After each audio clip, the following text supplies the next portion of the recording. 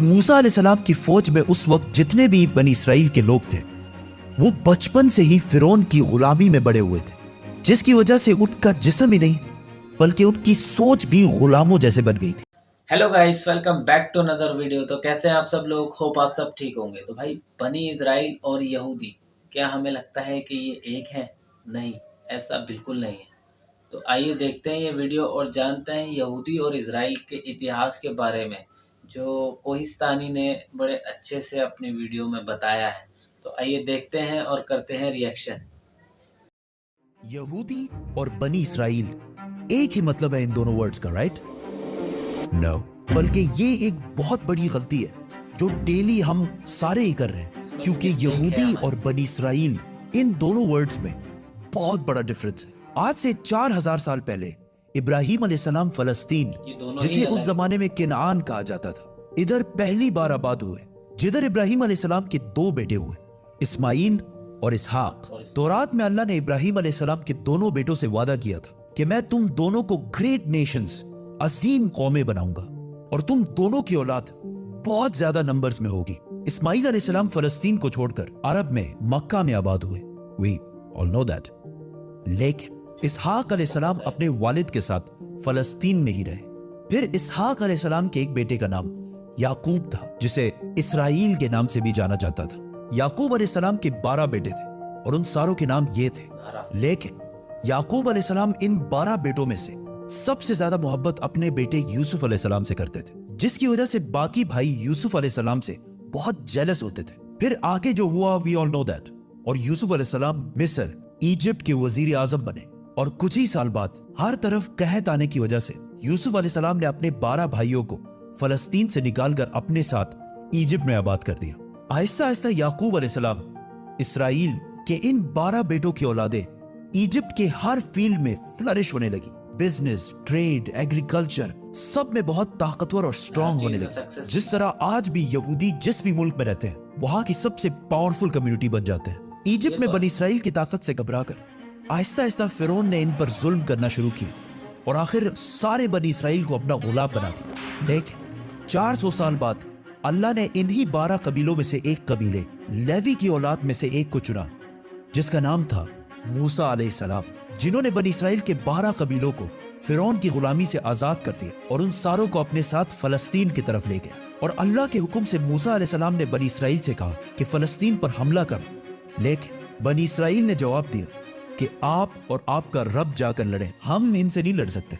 और ये इतनी सख्त बात उन्होंने इसलिए की क्योंकि मूसा अलैहिस्सलाम की फौज में उस वक्त जितने भी बनी इसराइल के लोग थे वो बचपन से ही फिरौन की गुलामी में बड़े हुए थे, जिसकी वजह से उनका जिस्म ही नहीं बल्कि उनकी सोच भी गुलामों जैसे बन गई थी। मतलब बिल्कुल एक बेगैरत कौम बन चुके थे, जिस पर अल्लाह ने 40 साल तक इन्हें इस डेजर्ट में रहने की सजा दी। 40 साल ही क्यों? क्योंकि इन 40 सालों में बनी इसराइल की पुरानी जनरेशन जो फिरौन की गुलामी की सोच में बड़ी हुई थी वो बिल्कुल खत्म हो गई और एक नई जनरेशन मूसा अलैहिस्सलाम की लीडरशिप में बिल्कुल आजाद सोच के साथ बड़ी हुई। और आखिर बनी इसराइल के इसी नई जनरेशन ने फलस्तीन और जेरूसलम को फतह कर लिया। पैगंबरों की ये सारी स्टोरीज बड़े बड़े बुक्स में हजारों सालों से पड़ी हुई है, लेकिन अब कौन जाके ये सारे बुक्स पढ़े, और वो भी टिकटॉक के इस फास्ट जमाने में। और स्पेशली बच्चे तो मूसा अलैहिस्सलाम के बाद बनी इसराइल फलस्तीन में बहुत साल तक रहे, लेकिन फिर इन्हें दोबारा वहां से निकाल दिया गया, जिसके बाद अल्लाह ने बनी इसराइल के 12 कबीलों में से एक कबीले यहूदा की औलाद में से एक पैगंबर चुना, दाऊद अलैहिस्सलाम, जिन्होंने जेरूसलम पर हमला करके इसे दोबारा फतह कर लिया। और उनके बेटे सुलेमान अलैहिस्सलाम ने यहाँ पहली मस्जिद, टेंपल बनाया।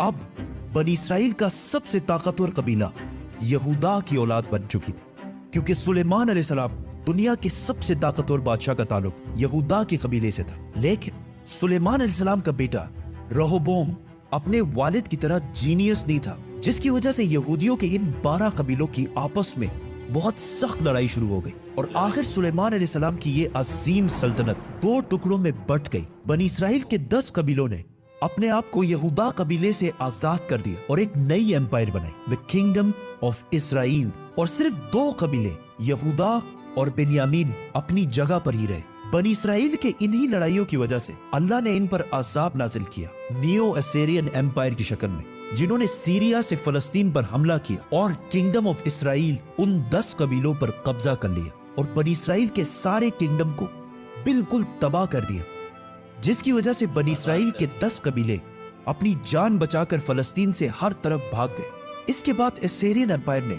सुलेमान अलैहिस्सलाम की सल्तनत यहूदा कबीले पर भी हमला करने की कोशिश की, लेकिन वो इसे फतह नहीं कर सके। अब यहां मसला ये हुआ कि बनी इसराइल के 10 कबीले फलस्तीन छोड़कर भाग गए और उनमें से बहुत सारे यूफ्रेटिस दरियाए फुरात के ईस्ट में आबाद हुए और आहिस्ता आहिस्ता इनका रिलीजन और कल्चर बिल्कुल बदल गया और दुनिया में बनी इसराइल के पुराने रिलीजन पर सिर्फ 2 ही कबीले बाकी रहे, यहूदा और बिन्यामीन का कबीला। लेकिन इन पर हुकूमत यहूदा कबीले की थी, जिससे इन दोनों कबीलों का नाम यहूदा पड़ा और आज तक इसी यहूदा कबीले की वजह से हम इन सारों को यहूदी कहकर बुलाते हैं और इन्हें यहूदी ही बुलाना चाहिए, क्योंकि आज दुनिया में जितने भी यहूदी हैं ये बनी इसराइल का सिर्फ एक छोटा सा हिस्सा है, सिर्फ 2 कबीलों की औलाद है। बाकी सारे 10 कबीले ये इलाका छोड़कर जा चुके हैं। अब थ्रू आउट द ईयर्स दुनिया में बहुत सारे कबीलों ने यह क्लेम किया कि उनका ताल्लुक बनी इसराइल के उन्हीं 10 कबीलों में से है जो गायब हो चुके हैं। लेकिन दुनिया में एक कौम ऐसी है जिसका क्लेम सबसे भारी है और जिसे बहुत सारे यहूदी भी बनी इसराइल का हिस्सा समझते हैं, पठान। आज से 400 साल पहले पहली बार मुगल सल्तनत के बादशाह जहांगीर के दौर में पहली दफा इस बात का जिक्र हुआ कि पश्तून कबीला असल में बनी इसराइल का हिस्सा है और यहूदियों के किताबों में भी लिखा है कि बनी इसराइल के 10 कबीलों में से बहुत सारे लोग दरियाए फुरात यूफ्रेटिस के ईस्ट में आबाद हुए और बहुत सारे यहूदी स्कॉलर्स ये भी मानते हैं कि पख्तून कबीलों का वे ऑफ लाइफ पुख्तूनवली बिल्कुल यहूदियों से मिलता जुलता है। लेकिन ये बात साइंटिफिकली प्रूवन नहीं है। बनी इसराइल के 10 कबीले गायब होने के बाद सिर्फ 2 कबीले बाकी रहे और उनकी हुकूमत भी ज्यादा देर नहीं चली, क्योंकि फलस्तीन के पास इराक में एक बहुत बड़ी सल्तनत बन चुकी थी, जिसके बादशाह बख्त नसर ने फलस्तीन पर हमला करके यहूदियों को भी खत्म कर दिया और इन सारे इलाकों को भी तबाह कर दिया और यहाँ से सारे यहूदियों को गुलाम बनाकर अपने कैपिटल ले गया।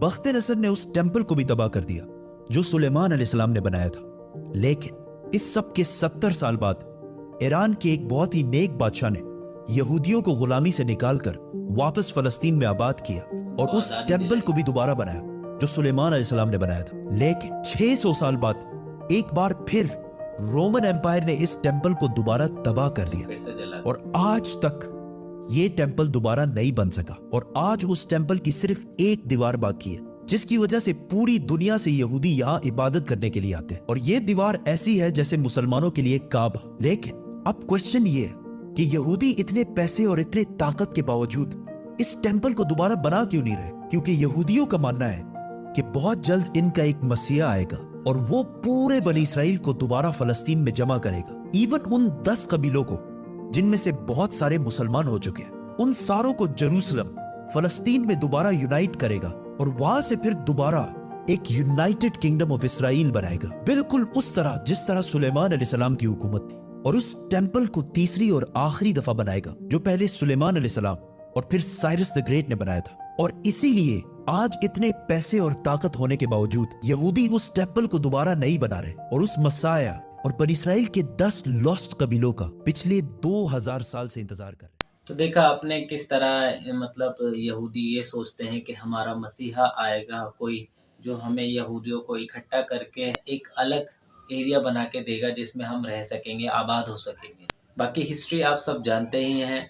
आई होप आपको मेरे रिएक्शन के साथ साथ ये फैक्ट्स भी समझ आए होंगे। उम्मीद करते हैं आपको वीडियो पसंद आई होगी। बाकी वीडियो को लाइक करो, कमेंट करो, शेयर करो और चैनल को सब्सक्राइब करो। मिलते हैं एक ऐसी अच्छी वीडियो के साथ, तब तक के लिए